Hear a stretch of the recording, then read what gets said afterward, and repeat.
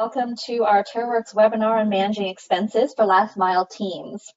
I'm Elaine Chang, and I'm the Director for Market Development and Customer Success here at TaroWorks. For those who aren't familiar with TaroWorks, we provide an offline mobile field service app for organizations in the emerging markets that are managing field agents in offline areas. So rural areas or other regions with poor connectivity. We built this tool to empower field agents to have more information and guidance at their fingertips when they're offline, so that they can use the app to access centralized information and also enter logs of their activities when they're offline. So when the field agents come back to an area of reception, that information is saved on the mobile devices, syncs back into their own Salesforce.com database. And that enables management to make more data-driven decisions by getting faster and more accurate information where they would previously rely on paper.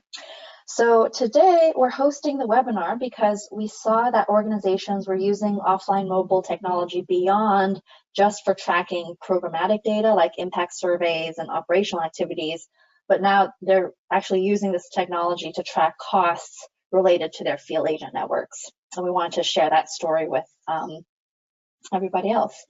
So we're super excited to be joined today by two amazing organizations who are sharing their experiences on this topic. So we have Jack Atkinson-Wills, who is the IT coordinator at Ilumexico. And Ilumexico is a Mexican social enterprise that provides energy to rural communities. He'll be sharing how their field agents are tracking their expenses as they do their work in these rural communities. We also have Bill Owiti, who is the Assistant System Administrator at the BOMA Project. And the BOMA Project is a nonprofit that provides poor women in northern Kenya with resources related to education, finance, and technology to lift them out of poverty. And Bill will be sharing how their field agents are tracking their hours worked and vehicle usage. So welcome, Jack and Bill. And without further ado, let me turn this over to Jack. Jack, are you there? I am. Can you hear me? Great. Yes, there you are. And we can see your screen. Brilliant. So welcome. Excellent. Well, thank you, Elaine. Yeah, thanks, Elaine. Thanks for inviting me to present here today. Hello, everyone. My name is Jack Atkinson-Wills, and I'm the IT coordinator for Ilumexico. Today I'm going to be taking you through the process that our field officers use to report expenses in the field. But first, a little bit about Ilumexico. So Ilumexico is a social enterprise set up in 2009 to provide clean, affordable, and renewable energy to communities where traditional forms of energy access are either too expensive or too distant to access. It's estimated that of the 7 billion or so people that currently live on our planet, there are 1.2 billion of them, so 1 in 5 people, that lack access to electricity. This means that they have to rely on polluting forms of energy for their home, using firewood, diesel lamps, and candles. These all add to household expenses and limit the number of hours available for activities after dark. Within Mexico alone, there are around 2 million people without access to electricity. While many parts of Mexico are highly developed and connected to the international markets and industries, it is a vast country, and away from the cities, there are many isolated communities without access to utilities and basic services. So here's a brief overview of the types of communities we are reaching out to. Many are found in extremely remote locations, many hours drive away from important infrastructure such as hospitals, government centres, and the furthest reaches of the electricity grid. Because of this, many of the communities are highly marginalised and have not developed at the same pace as the rest of the country. And so while there have been some efforts to connect these communities to the electricity grid, this only covers a very small percentage of the total. And these projects are expensive to construct and often not reliable source of energy. Because of these factors, our customer base is generally low-income families that are dependent on traditional forms of light sources to enable any sort of activity after dark, such as cooking, studying, or passing time with the family. These light sources come at a cost and can account for as much as 40% of the monthly household budget. In addition, only 2% of these customers hold a bank account, which is another impediment to financial access and development. So we as a company have developed an approach where we not only reach out to these customers by traveling out to these villages, but we also offer inclusive financing options to facilitate the purchase of a clean energy solar system over time. We also take into account the requirements of the customer to find them a solar energy system that is suitable to their needs. It is also very important to us that we develop our workforce, largely recruited from the very same communities that we work in, especially if they're able to speak the local language, and this encourages a good relationship with the communities and develops the experience and skills of the communities. So the survey that I'll be discussing today has been developed in relation to this last mile customer care tenet of our approach. So in order to reach out to these remote communities spread across the country, we have developed a network of branch offices across the country known as Ilucentros. Each of these Ilucentros, in each of them, a team of community engineers work under a coordinator to reach out and interact with the clients. These people install our solar energy systems and also provide technical assistance when necessary. Beyond this, we also have a community ambassador elected by each of the communities that we work in to act as an official contact between the company and the community. We train them to solve some of the more common issues that can arise with the equipment, and they're also partly responsible for collecting payments from other clients within the community. As a part of our commitment to last mile customer care, we spend a lot of time out in the field where there's little or no access to internet or telephones. This is where TaroWorks has come in handy for us over the last few years and has become an essential component in our internal processes.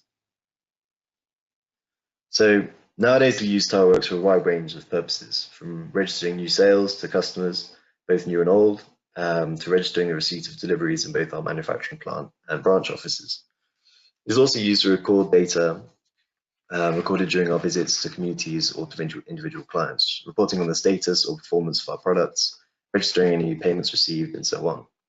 But today, I'll be focusing on another key area that we also use TaroWorks for, which is tracking expenses. So I'm going to briefly describe how the expenses we receive are integrated with our Salesforce setup, and then I'll cover the layout of the survey and the questions, and after show some of the ways that we've been able to use the data accumulated from these surveys. So, give you a very brief brief overview of how our Salesforce is set up. I mentioned earlier our Ilucentros, which are offices where all of our operators in the field are based. These are represented in Salesforce as accounts, which allow us to assign contacts, which are our clients, and their associated opportunities or sales to an Ilucentro that is responsible for all interactions with said clients. The Ilucentro account can also have a plan and budget objects assigned to them.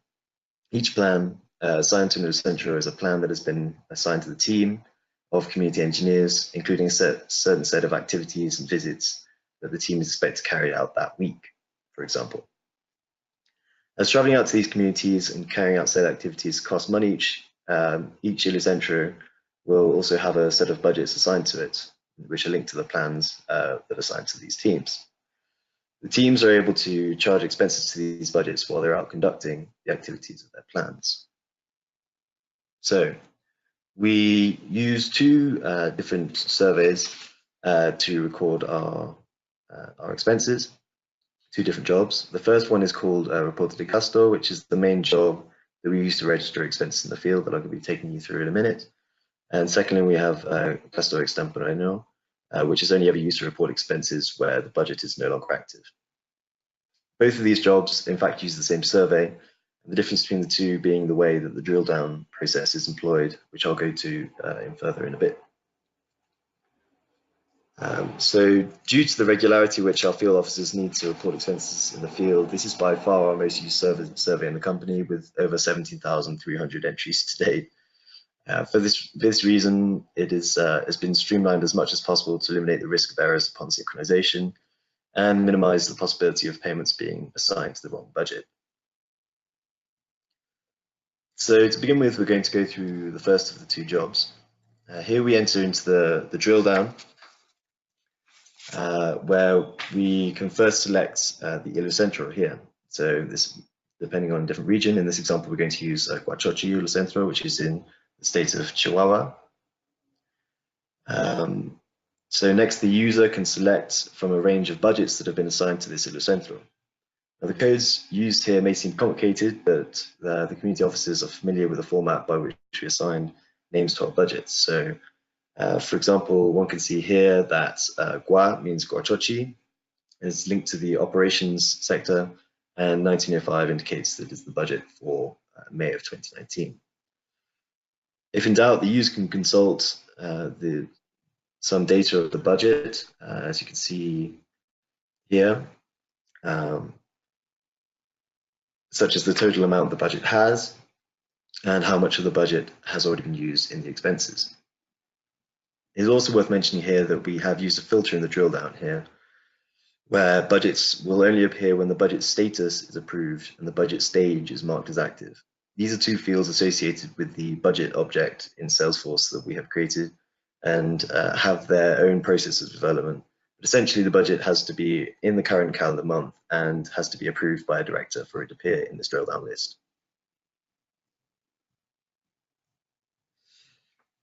We now enter into the survey, which, as you can see, the budget code from the selected budget has been mapped directly to the first question. This measure means that the user is much less likely to make a mistake upon registering the expense with our internal financial systems. And from here on, the user is only required to fill out the information regarding the expense that they should already have to hand. First, they enter the date of the expense and can assign it a name to provide a reference for the expense later on. Then the user can select the type of expense, such as transport, food, or accommodation.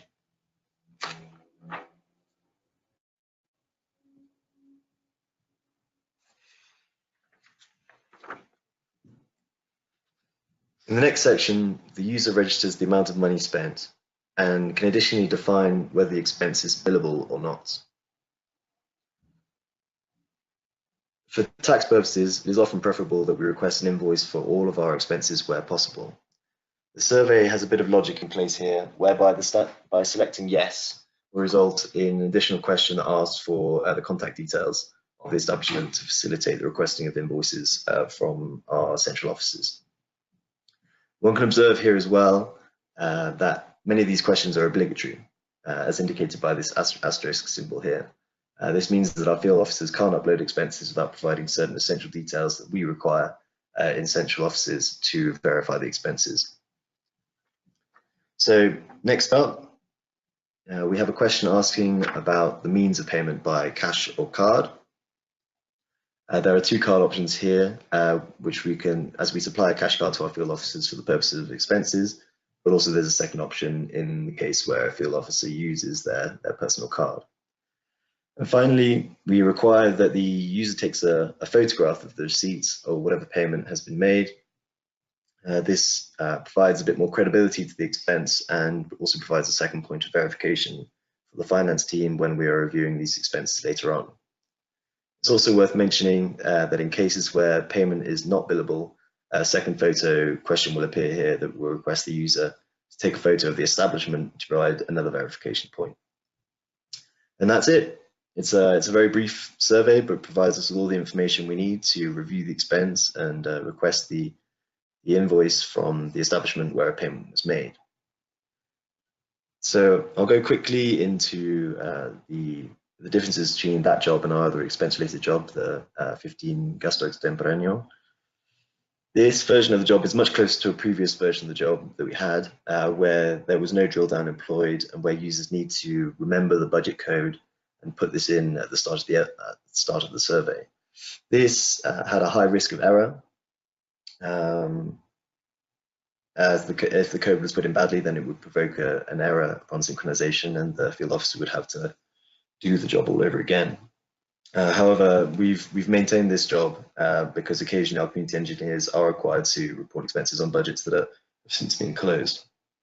In this case, the budget code is input manually. And apart from this, the survey is exactly the same as the one that we just went through. So now we can see what the final result looks like on Salesforce. As you can see, we're able to tell who uploaded the expense and when. The expense account can be seen here, and we also have the associated budget, Ilucentro, and the details needed to request the invoice for the expense. Finally, here on the right, we can see here a field here for the expenses approval. In this case, the expense has been registered as a borrador.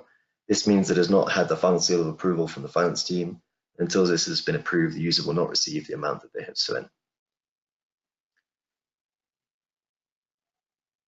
So these accumulated data collected from these surveys also allow us to analyze the information gathered, which helps us to inform management decisions.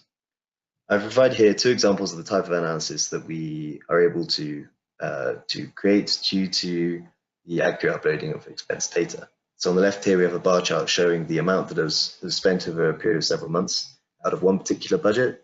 And on the left, on the right, we have a pie chart which illustrates how our expenses were spread across several budgets. This type of information can help us understand where we are overspending in one area and keep spending under control. So, in summary, by using the drill down process to select in the central account and budget removes the risk of erroneous selection of budgets. The filters used in the drill down additionally ensure that the budget selected is active and approved. The survey has been designed to be as simple and as brief as possible. As I mentioned, this is by far our most used survey, and our field officers use it multiple times a day. A simple survey reduces the reluctance that a field officer may have to use the survey, meaning that they report expenses regularly and on time. The data we extract from the surveys, such as what the money was spent on, allows us to investigate where the money was being spent in the field, and so we can put in place measures to improve the efficient use of expenses in the field. One key area to highlight here, however, is that the survey is not foolproof. The field officers do require training to understand how the budget system works and which budgets they should be selecting in order to report their expenses correctly. However, the process here has been streamlined as much as possible to reduce the possibility of mistakes. And so for those of you that may be interested in developing a similar system of your own, I would recommend that you design the drill down process to be a bit more precise to enable the correct selection of and mapping of budgets. However, the survey has to be as simple as possible and needs to fill out with the information that the user is going to have at hand. As this will be a survey that was used very, very frequently, simplicity is key. Okay. Great. That was awesome, Jack. Thanks for sharing. It certainly seems very streamlined, and I love seeing that there's kind of the personalization of only getting the right budgets out to the devices to kind of reduce the error. I do have a follow-up question, and as I'm asking this, make sure to get your questions in by typing them into the questions section. We'll also take questions at the end. But Jack, you mentioned that it does take regular briefing to the field agents about the budgets. How often do you have to communicate with them? What do you think about this? I would say it's more of an initial training when our field officers are new to the company, they need explaining how the system works. But after that, I think the process is fairly standardized. As I showed, there was a system that we have for naming the budgets so that they know that they need to charge, for example, the current expenses to the operations account of the current month. So in addition to this, there's also the filters so that only the budgets show that from the current month. And so that generally we find that is enough to train our field officers to use the process correctly. Okay, great. And how would you say you originally trained the field agents? Was it part of a larger training? Did you train them separately on this process? So we have a sort of larger training platform, which is called Mooch. We generally have a lot of different small courses and presentations on there that we take our field officers through in the first early days of their being with the company. But also we have, as I mentioned, we have sort of coordinators out in the field, and these have years of experience using TaroWorks and working in the company. So they're on hand to provide any further assistance later on if the field officer has any doubts in any way. Great. That makes sense. They're sort of getting the training from multiple channels. Great. Okay, I don't see any other questions. So Bill, I'll make you the presenter. So thanks so much for that overview, Jack. Super clear, and hope it gives the audience some ideas on how you might be tracking your own expenses. Bill, are you there? Thanks, Jack. Hey, Elaine, can you hear me? Yes, I can, and I can see your screen. Okay, So take it away. Okay, good. My name is Bill Owiti. I work with the BOMA project, as Sid said earlier. I'm the Assistant Systems Administrator and also part of the team managing our Salesforce system, and a great customer of TaroWorks that we use for field data collection activities. Now, just slightly about BOMA. BOMA is a US non-profit organization that is also registered in Kenya as an NGO. It works to provide the poor women in the asal areas of Kenya, the arid and semi-arid lands, with a lot of information, which is educational, financial, and technological. And this at the end is supposed to see them out of extreme poverty. So our main mission is to help vulnerable populations to overcome extreme poverty and achieve social and economic inclusion. And what we do is high impact. We are not gender focused, but women focused poverty graduation model. Meaning all our activities is basically based on women, not men. Okay, we operate in at the nexus of the 4 UN Sustainable Development Goals, which everybody's aware of. As on the screen, they are end extreme poverty, end hunger, empower women and girls, and lastly, combat climate change and combat climate change impacts. Okay, where do we work? We have most of our activities in the dry lands of Africa, the arid and semi-arid lands. We are currently in six Kenyan counties in the northeastern Kenya, and in one Uganda district that is called Napak, also in the northern side, which is very dry. And you can see that on the map to my right, the areas that BOMA currently cover. We target ultra poor women who cannot meet their daily food and non-food needs, and about 3.9 million citizens, which is 8.6% of the population.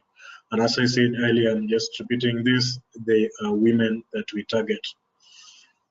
Okay, we have a graduation model where we start from a targeting stage to a graduation stage, where from the targeting stage we identify the ultra poor women, and then we take them through these stages, which include selection process, a business skill training process, and then they create the business groups by combining 3 women into one to form a business group.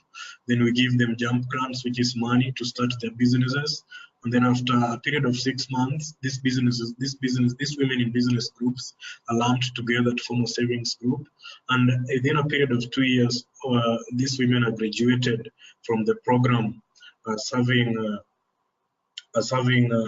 succeeded in going through the whole graduation model.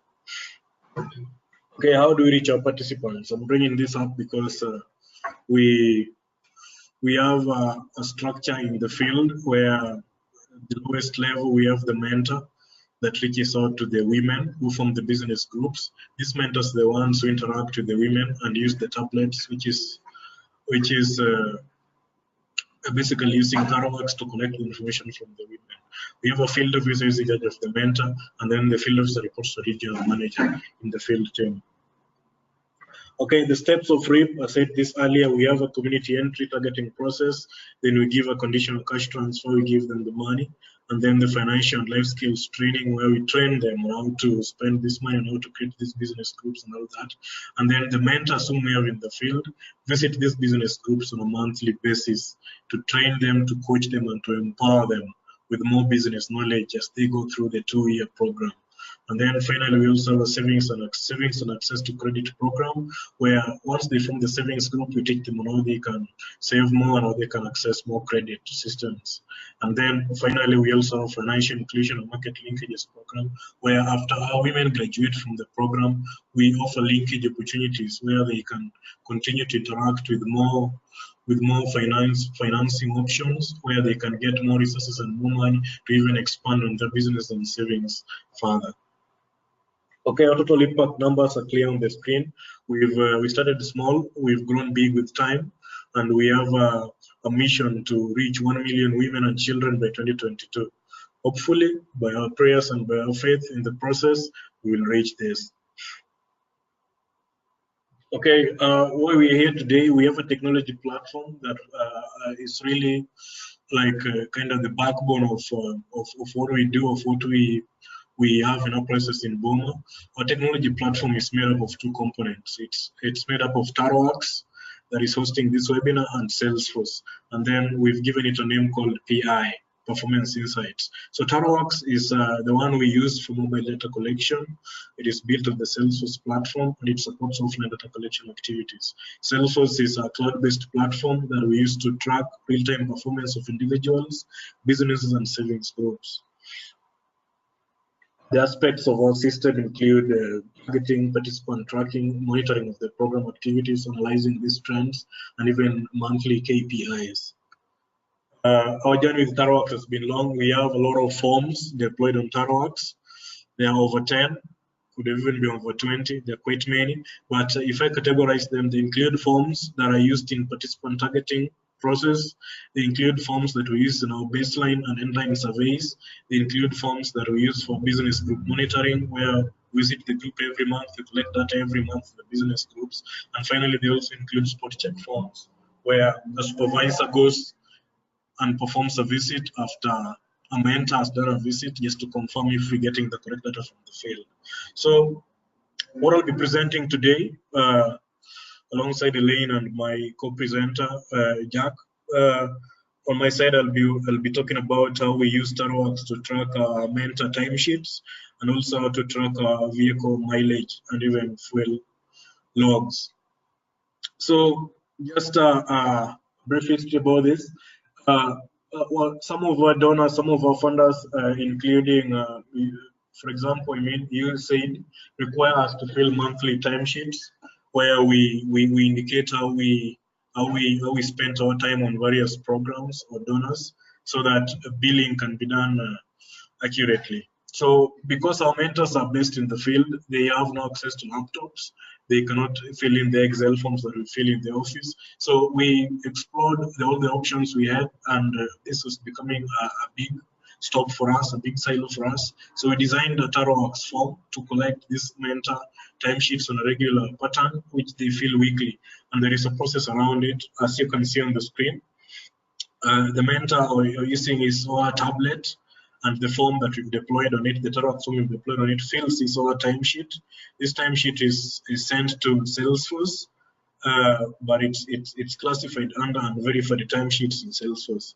A supervisor, who is called a field officer, has to verify this timesheet, and a supervisor can either approve or reject a timesheet. So if a supervisor approves a timesheet, it's now classified under verified timesheets in Salesforce. If a supervisor rejects a timesheet, perhaps due to any errors in the filling process, or a mentor was not sincere during the filling of the timesheet, then it is pushed back to the mentor through a different form called a mentor timesheet revision survey, which the mentor has to fill again, and then it goes through the same loop, goes to unverified timesheets. The supervisor verifies. If it is approved, it now becomes a verified timesheet in Salesforce. So we have designed that process around it, and that is how we have deployed it and implemented it in the background. So I want to do this live demo. I didn't get the screenshots here. This will be very fast. I've used an emulator program to emulate the Android system that we have on the tablets, and this is TaroWorks. So as a mentor, I fill this timesheet weekly. So I will select my location, I'll use the test location, I'll select my mentor name if I'm the mentor filling this, and then Very quickly, I'll fill in the timesheet date when I'm filling this timesheet. Today is May 29th of 2019. That is the Kenyan time right now. And the month which I'm filling this is May. And then I go to next. And then there's particular instructions that we've given the mentors there when they're filling these timesheets. So I need to fill in activities on a daily basis. Where Monday activity, what did I do? So let me say on Monday I was mentoring on, and I spent how many hours on this? Let me say 8 hours. On Tuesday I spent time mentoring again. How many hours did I spend on this? I spent 8 hours. And then on Wednesday, let me say I took it was a national holiday. Then I go to next. How many hours did I spend on this? I spent like the whole day. But due to our timesheet regulations, we can do this max of 8 hours. So for purposes of uniformity, I'll just write. Oh, no, sorry, I can go up to 10 hours. I will write 10. Okay, and then I go to next. On Thursday, what did I do? I did mentoring again. And then how many hours did I spend on that? I spent like 9 hours mentoring. And then on Friday, what did I do? I took a sick leave off.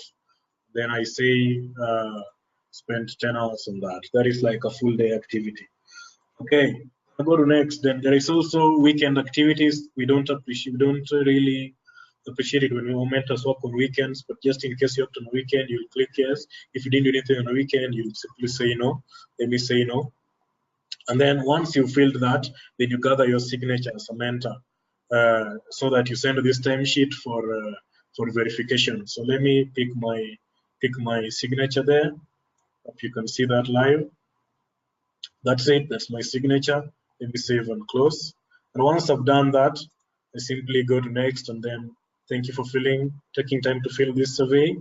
I can mark this survey as complete, and then either send it now or send it later. Let me say I'm in a place that is very remote. I'll send this later. And that's it for the timesheet. Okay, going back to my presentation. Now that you've seen how the timesheet process goes, how we have it on TaroWorks, I'll do a quick walkthrough on how this record looks like in Salesforce.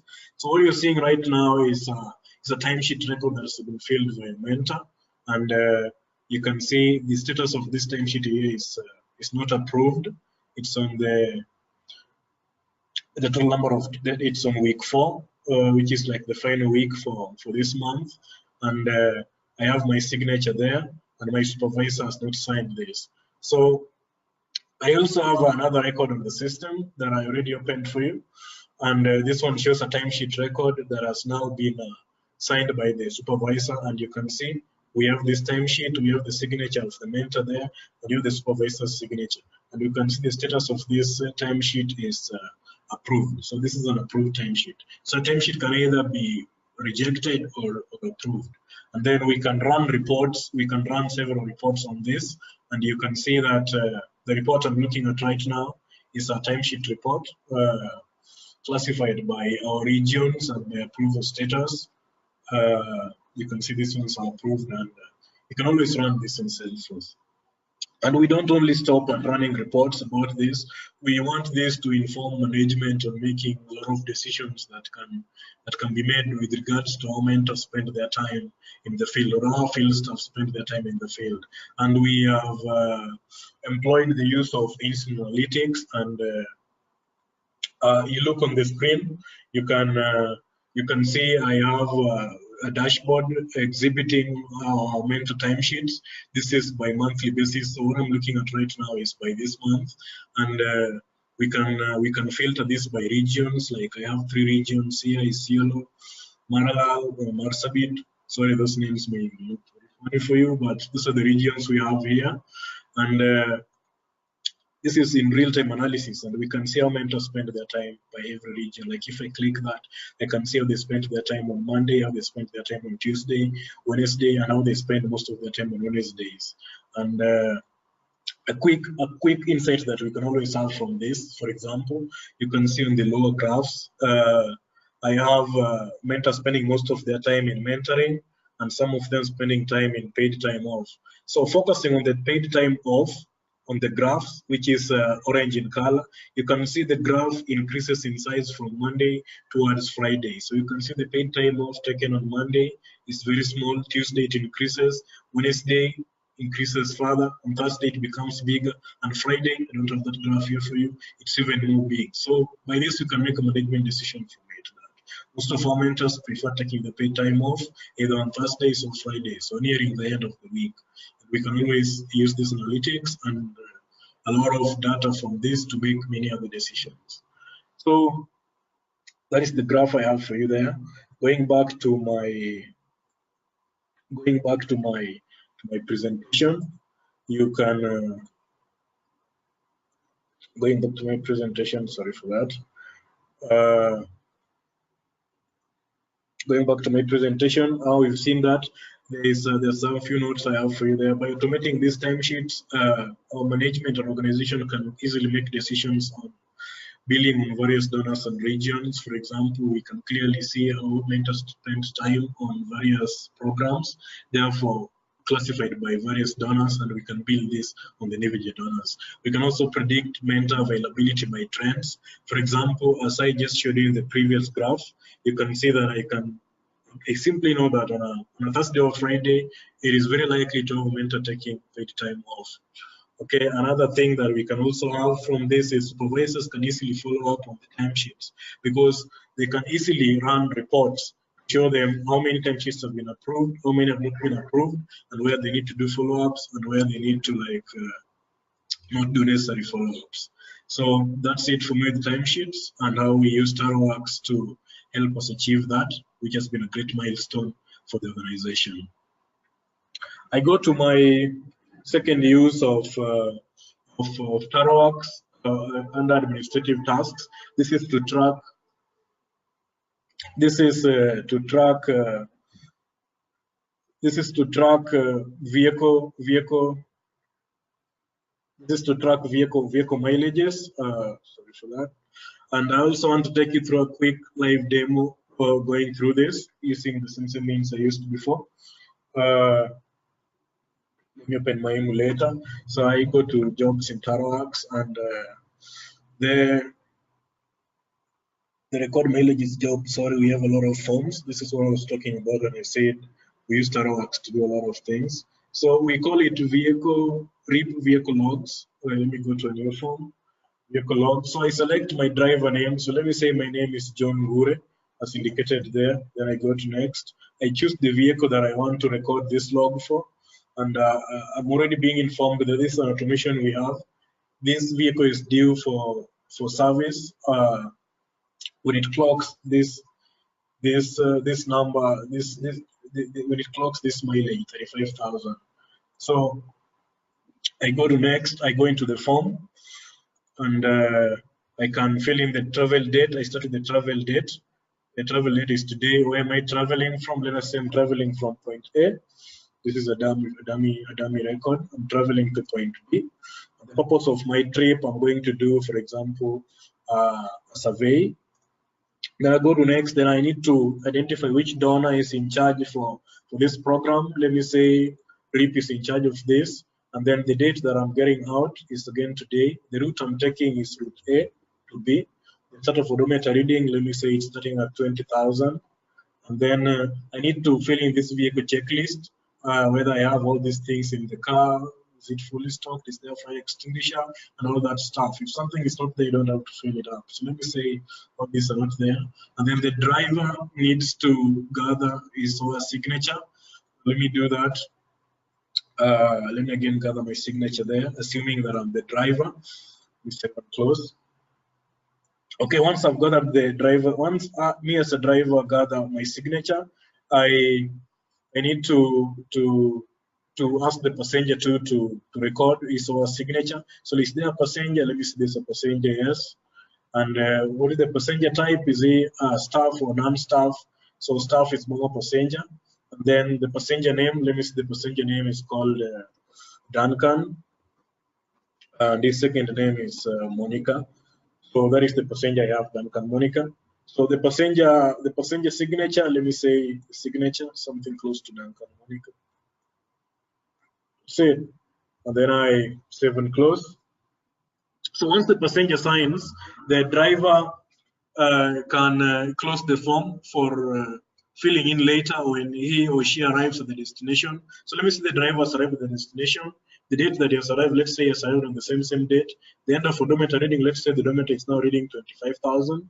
And are there any vehicle problems reported? No, there is none. If there's a vehicle problem reported when you say yes, then an alert will be sent out to the management team in charge of this particular trip. And then he or she will follow up on what is wrong with the vehicle and any repair capabilities so that it can be repaired or not. So let me say there's been no vehicle problem, the journey has been very smooth, I say no. And that's it with my form. I mark that as complete, and then I can send this now if I'm in a network prone place, or you can send this later if I'm in a place with poor network coverage. And that's my form for covering the mileage log for the vehicle. We have a similar form for filling in our fuel logs, which is more similar. I don't want to go through it again, which captures the amount of fuel that we put in the cars, at what time, and at what petrol station we've done that. So let me take you back to the system, how this data looks in the system once we send it. Looking at this, what we're looking at right now is a mileage record, and we have all that information there. It was traveling from this, it was traveling to this place. Sort of odometer reading was that, and odometer reading was that. The passenger signature is here, the driver's signature is here, the vehicle checklist is that, and the record is very clean.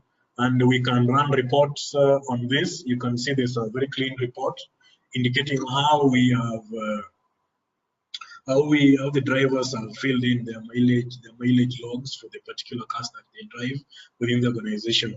There are plenty of drivers here, up to almost six to seven drivers. And then it doesn't stop here again. We analyze this data for the management to make informed decisions on how how they have to spend on mileage or even fuel consumption. And what you are seeing right now is again an analytics dashboard that we have designed for use in the organization. And again, it's also very dynamic. We can filter this by program or donor. We can look at, for example, this particular program called REAP. REAP is the unrestricted donors that we have in the organization. So REAP is in charge of total mileage this month of 7,596. And the fuel consumption, you can see the fuel that has been consumed there in that graph. And you can also see this other graph showing which driver spent what mileage, which driver spent what mileage, and categorized by their regions. So you can have all regions in the graph. You can do analysis you can do a lot of analysis from this, and you can make a lot of informed decisions on this based on the capabilities that Salesforce provides in analysis. That is there for you to visualize. So let me go back to my presentation. Now that is the graph I was showing you at the time, but I was showing you that live in the system. This is a snapshot I have of it in this presentation. So what has automating this mileage fuel logs by the organization seen as improve on, or what has it done to us? So the management can at a glance know how much to bill each donor on fuel and mileage expenditures, which I talked about earlier. You can see that from the analysis that we make from the drivers have recorded. And then the tedious paperwork of filling these forms by the drivers is in history now. It only exists, it only resides on our lips. It's no longer something that we are doing. The drivers, all of them have been supplied the tablets, and they're filling this digitally, just as you've seen me walk you through it in the live demo. And then this information is also being saved in the system, and the trends on expenditure is used to inform future decisions by the management. That is as clear as it is written.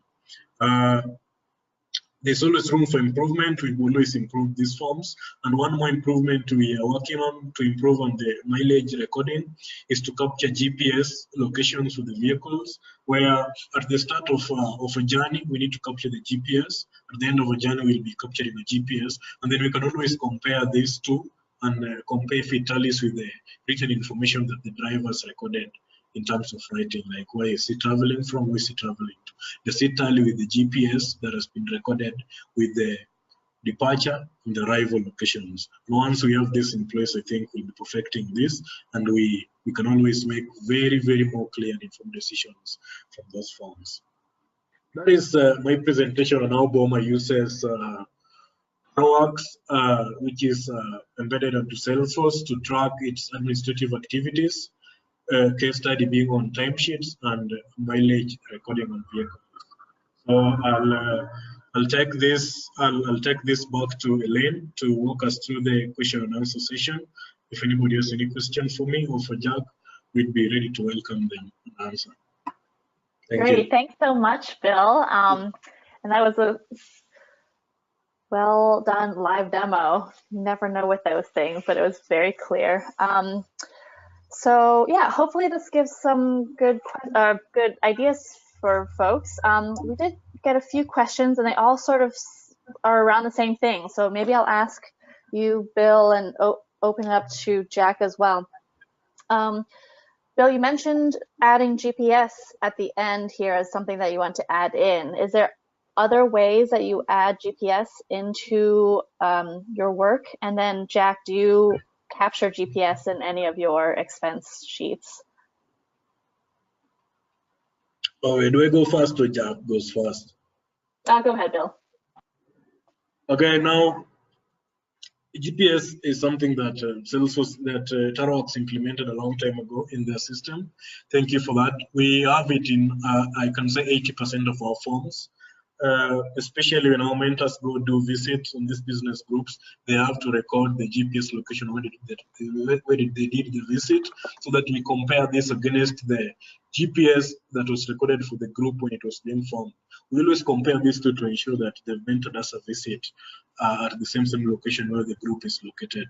So GPS is something that we've used in a lot of our forms. So bringing its use into tracking the mileage, the vehicle mileages will come in handy, as much as it won't be real time, like where the vehicle is and recording where it is at that time, as it is done in most of the tracking devices we know for vehicles. We'll at least have a clear picture on where the vehicle came from and where it went to, and even calculate roughly the distance that it traveled and see if it tallies with the one that the driver records on the mileage form that we've deployed for them.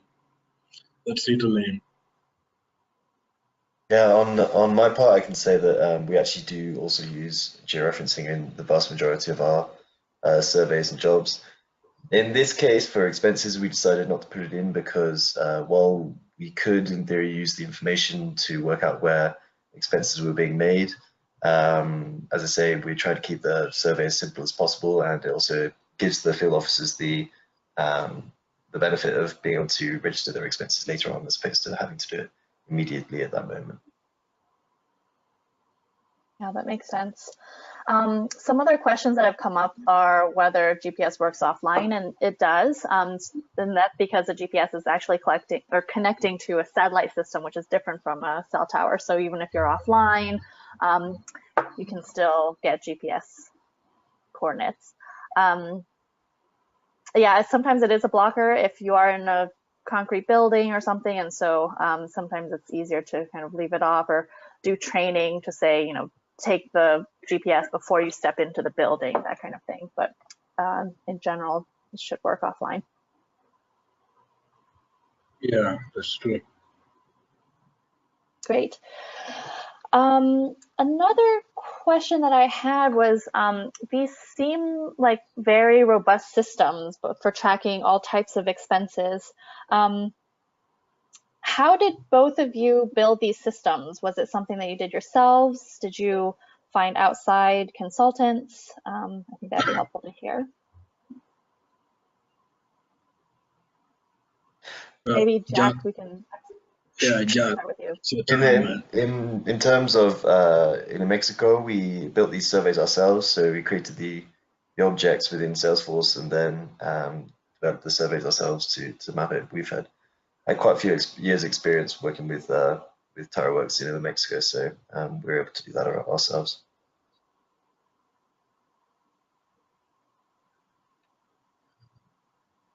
Okay, thank you. Okay, now Same for BOMA. We have a very robust system that I told you we've dubbed Performance Insights. A very highly designed Salesforce system that we use for tracking activities, and it's easy. It's very scalable for us to add on to add components onto it. And just a brief history about how we came to start tracking our mileage records onto using TaroWorks into Salesforce.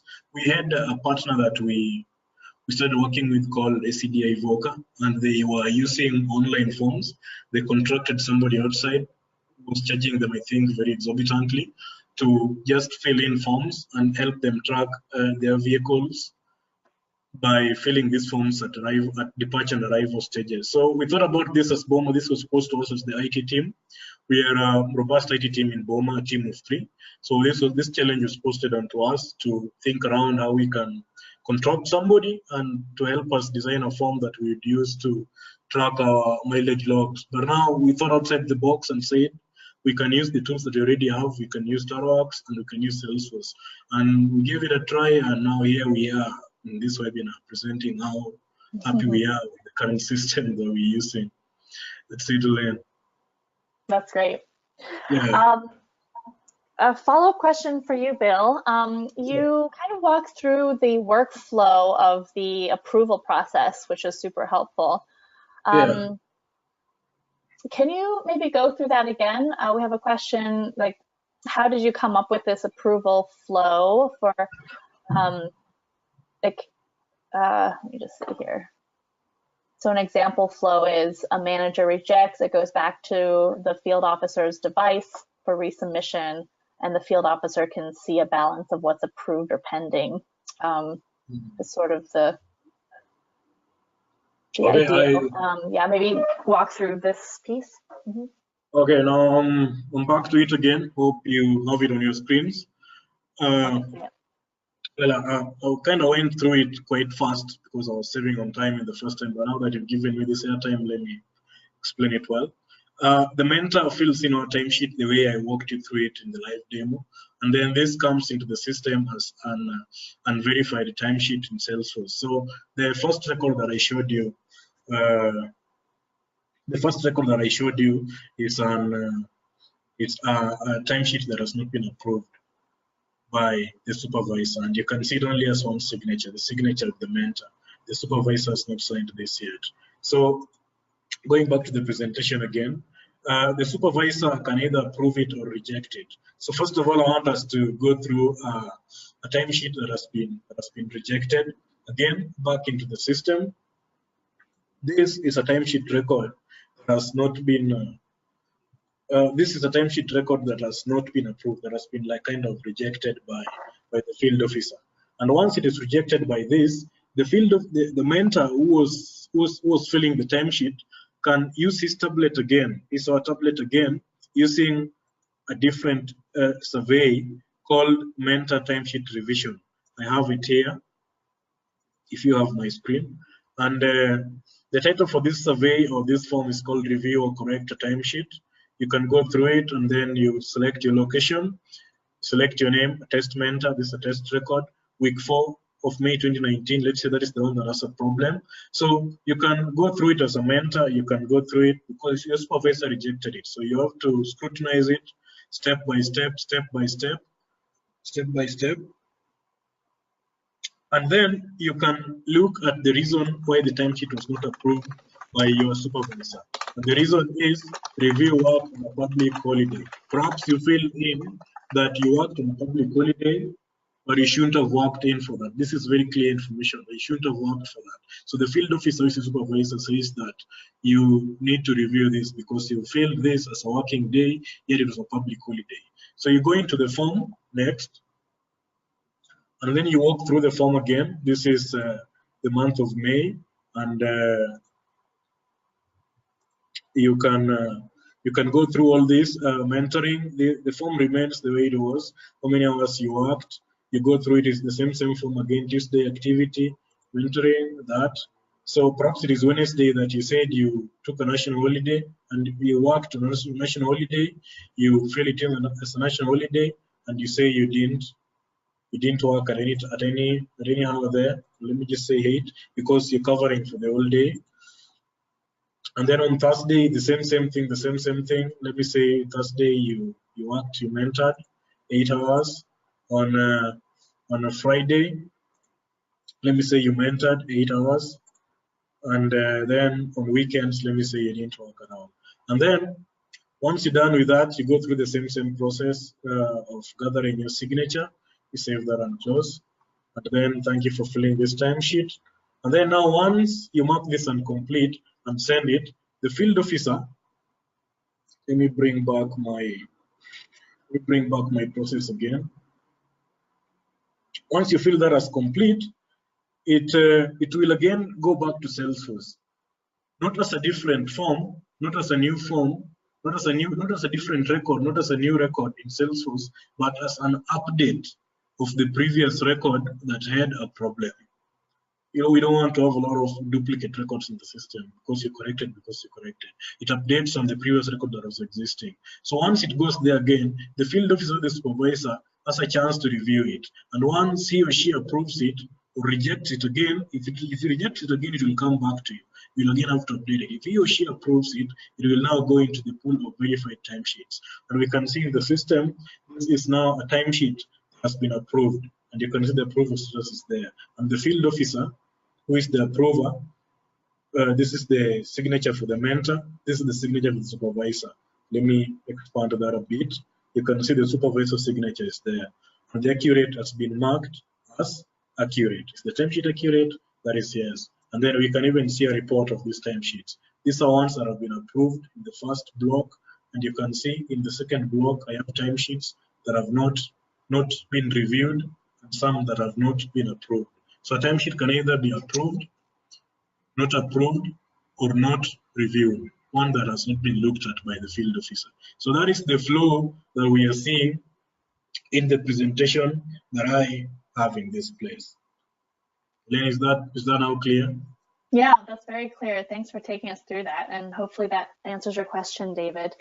Okay, great. Well, we are at time. We're a little bit over time, so if you have any other questions, feel free to reach out to any of us at those email addresses. But yeah, at this point, I'd just like to say thank you so much to Jack and Bill for sharing this great work. Obviously, you're doing great work, but yeah, thanks for sharing specifically this portion of what you're doing. I think it'll be really helpful for everyone in the audience. So Jack and Bill, thank you so much. Thank you very much, Elaine.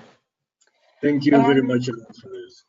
Great, and thanks to the audience. I do want to, we have a post-webinar survey, so please, after I end this, give us your thoughts about what else you'd like to see.